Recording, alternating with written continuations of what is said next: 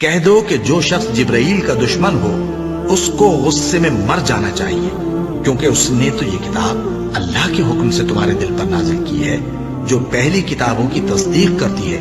اور ایمان والوں کے لیے ہدایت اور بشارت ہے۔ جو شخص اللہ کا اور اس کے فرشتوں کا اور اس کے پیغمبروں کا اور جبرائیل اور میکائیل کا دشمن ہو تو ایسے کافروں کا اللہ دشمن ہے۔ اور ہم نے تمہارے پاس سلجھی ہوئی آیتیں ارسال فرمائی ہیں، اور ان سے انکار وہی کرتے ہیں جو بد کردار ہیں۔ ان لوگوں نے جب جب اللہ سے کوئی عہد کیا تو ان میں سے ایک فریق نے اس کو کسی چیز کی طرح پھینک دیا۔ حقیقت یہ ہے کہ ان میں اکثر بے ایمان ہیں، اور جب ان کے پاس اللہ کی طرف سے پیغمبر آخر الزماں صلی اللہ علیہ وآلہ وسلم آئے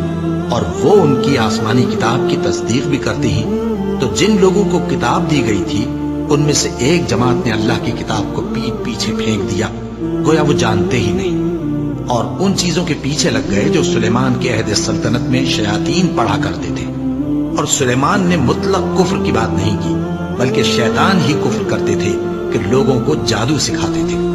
اور وہ یعنی بنی اسرائیل ان باتوں کے بھی پیچھے لگ گئے جو شہر بابل میں دو فرشتوں یعنی ہاروت اور ماروت پر اتری تھی،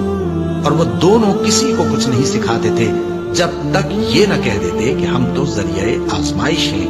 تم کفر میں نہ پڑو۔ غرض لوگ ان سے وہ چیز سیکھتے جس سے میاں بیوی میں جدائی ڈالتے، اور اللہ کے حکم کے سوا وہ اس چیز سے کسی کا کچھ بھی نہیں بگاڑ سکتے تھے، اور کچھ ایسے منتر سیکھتے جو ان کو نقصان ہی پہنچاتے اور فائدہ کچھ نہ دیتے۔ اور وہ جانتے تھے کہ جو شخص ایسی چیزوں یعنی سحر اور منتر وغیرہ کا خریدار ہوگا اس کا آخرت میں کچھ حصہ نہیں، اور جس چیز کے عوض انہوں نے اپنی جانوں کو بیچ ڈالا وہ بری تھی۔ کیا اچھا ہوتا جو وہ اس بات کو جانتے، اور اگر وہ ایمان لاتے اور پرہیزگاری کرتے تو اللہ کے ہاں سے بہت اچھا صلہ ملتا۔ کیا اچھا ہوتا جو وہ اس سے واقف ہوتے۔